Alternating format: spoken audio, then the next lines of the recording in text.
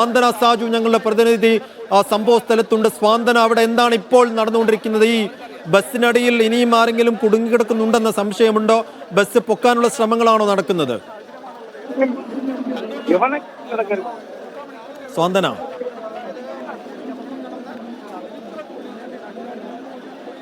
കാണാം ഈ ബസ് ഉയർത്താനുള്ള ഒരു ശ്രമം തന്നെയാണ് ഇപ്പോൾ പോലീസിന്റെയും ഫയർഫോഴ്സിന്റെയും നേതൃത്വത്തിൽ ഇവിടെ നടന്നുകൊണ്ടിരിക്കുന്നത്. അജി ചോദിച്ചതുപോലെ തന്നെ ഈ ബസ്സിലുള്ള എല്ലാവരെയും തന്നെ പുറത്തെടുത്തു എന്നാണ് നിലവിലുള്ള.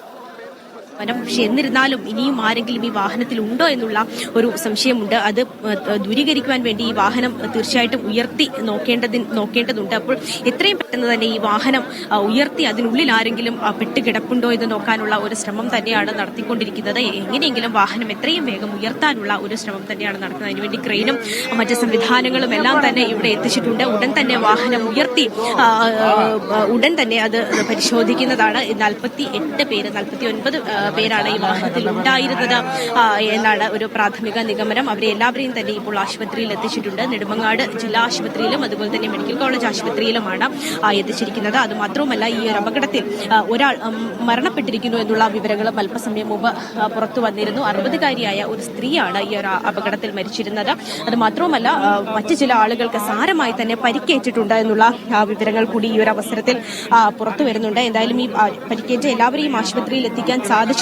പക്ഷെ എന്നിരുന്നാലും ഇനിയും ആരെങ്കിലും നമുക്ക് ആ വാഹനം കിടക്കുന്നത് കണ്ടാൽ മനസ്സിലാകും അതിന്റെ അടിയിൽ ആരെങ്കിലും പെട്ടിട്ടുണ്ടോ എന്നുള്ള കാര്യത്തിൽ വ്യക്തതയില്ല. അപ്പോൾ ആ വാഹനം ഉയർത്തി പരിശോധിക്കാനുള്ള ഒരു ശ്രമം തന്നെയാണ് ഇപ്പോൾ നടത്തിക്കൊണ്ടിരിക്കുന്നത്. ഇവിടെ ജനപ്രതിനിധികളും അതുപോലെ തന്നെ പോലീസും ഫയർഫോഴ്സും നാട്ടുകാരും എല്ലാം തന്നെ ഈ ഒരു പരിസരത്ത് തടിച്ചുകൂടി നിൽക്കുകയാണ്. അപ്പോൾ അവരെ എല്ലാവരെയും ഈ സ്ഥലത്ത് നിന്ന് മാറ്റിക്കൊണ്ട് ഈ വാഹനം ഉയർത്താനുള്ള ഒരു ശ്രമമാണ് നടത്തുന്ന കാരണം എന്ന് പറയുന്നത് ഇത്രയും ആളുകൾ ഇവിടെ തടിച്ചുകൂടി നിൽക്കുമ്പോൾ ആ വാഹനം മറ്റെന്തെങ്കിലും ഒരു അപകടം ഉണ്ടാകാനുള്ള ഒരു സാധ്യതയുണ്ട്. അതുകൊണ്ട് തന്നെ ഈ ആളുകളെയൊക്കെ തന്നെ തൊട്ടടുത്ത് നിന്ന് മാറ്റിക്കൊണ്ട് ഈ വാഹനം ഉയർത്താനുള്ള ഒരു ശ്രമം തന്നെയാണ്. സ്വാന്തന, ഇപ്പോൾ ദാസിനി, 60 വയസ്സുള്ള ദാസിനിയാണ് മരിച്ചത് എന്നുള്ള വിവരങ്ങൾ വന്നുകൊണ്ടിരിക്കുന്നു.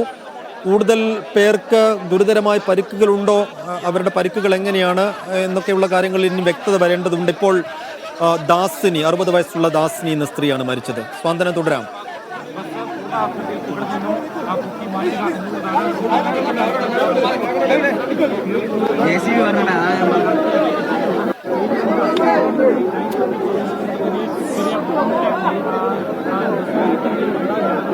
സ്വാന്തന, കേൾക്കാമോ? കാട്ടാക്കട കീഴാരൂരിൽ നിന്നും കൊടൈക്കനാലിലേക്ക് പോകുന്ന വഴിയാണ് അപകടം സംഭവിച്ചത് എന്ന വിവരങ്ങൾ കൂടി വരുന്നു.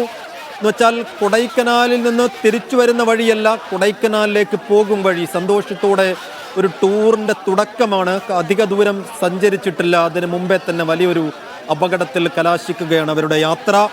അതിലിപ്പോൾ ഒരാൾ മരിച്ചിരിക്കുന്നു. 60 വയസ്സുള്ള ദാസിനി എന്ന സ്ത്രീയാണ് മരിച്ചത്. നേരത്തെ പ്രിയ എന്ന പേരുള്ള ഒരു 40 വയസ്സുകാരിയായ സ്ത്രീയെ സാരമായ പരിക്കുകളോടെ ആശുപത്രിയിൽ പ്രവേശിപ്പിച്ച വാർത്തകൾ ഉണ്ടായിരുന്നു. പിന്നീട് ഇനി എത്ര പേരാണ് അതിനകത്തുള്ളത്, എത്ര കുട്ടികളുണ്ട്, അവരുടെയൊക്കെ ആരോഗ്യനില എന്താണ് എന്നതൊക്കെ അറിയേണ്ടതുണ്ട്.